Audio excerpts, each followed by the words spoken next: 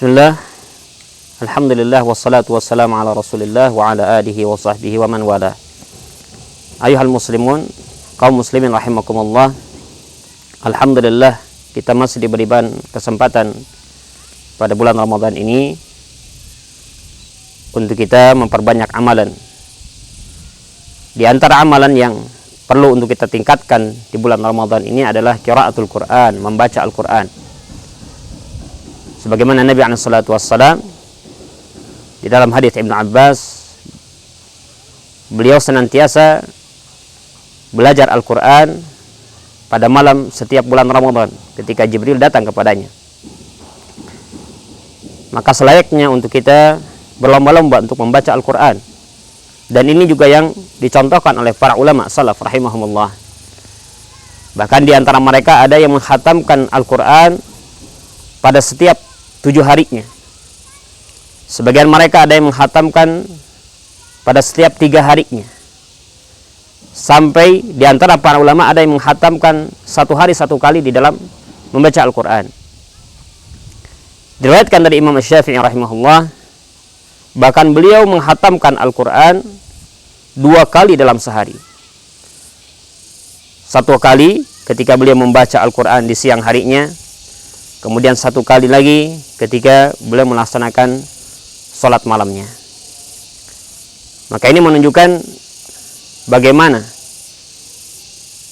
perhatian para ulama salaf di dalam memperbanyak qiraatul Quran ketika di bulan Ramadan. Tidak tersembunyi bagaimana keutamaan yang Nabi SAW sampaikan di dalam membaca Al-Quran. 1 huruf di dalam Al-Quran akan mendatangkan 1 kebaikan yang akan dilipatkan menjadi 10 kali kebaikan. Kata Nabi SAW, man qara harfan fi kitabillah falahu hasanah wal hasanatu bi asyri amthaliha. Barang siapa yang membaca 1 huruf di dalam Al-Quran, maka baginya 1 kebaikan. Dan 1 kebaikan itu akan dilipat gandakan menjadi 10 kali kebaikan. La aqulu alif lam min harfun walakin alifu harfun wal lamu harfun wa mim harfun. Aku tidak katakan, kata Nabi SAW, alif lam mim itu 1 huruf, tapi alif 1 huruf, lam 1 huruf, dan mim 1 huruf. Ayuhal muslimun rahimakumullah, kaum muslimin rahimakumullah. Dibahas oleh para ulama, di antaranya Ibnu Rajab Al-Hambali rahimahullah. Di sana terdapat larangan untuk kita menghatamkan Al-Quran kurang dari 3 hari. Beliau menjelaskan bahwasanya hal ini larangan ketika seseorang melaksanakannya terus-menerus, mudawamah.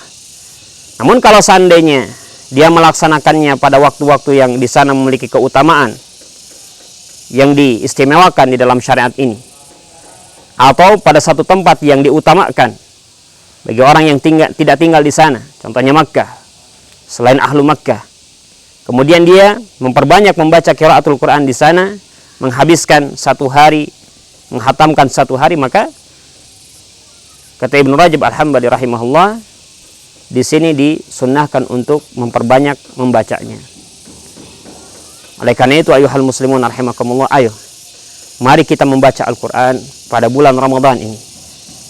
Terlebih pada waktu-waktu bulan-bulan sebelumnya kita lalai, bahkan kita meninggalkan untuk membaca Al-Quran. Namun pada bulan Ramadan, bulan suci ini, jangan lewatkan untuk membaca Al-Quran. Jangan lewatkan untuk membaca Al-Quran, ayat demi ayatnya, surat demi suratnya. Nabi SAW mengatakan di dalam satu hadis, Iqra'ul Quran fa innahu ya'ti yaumal qiyamah syafi'an li ashabih.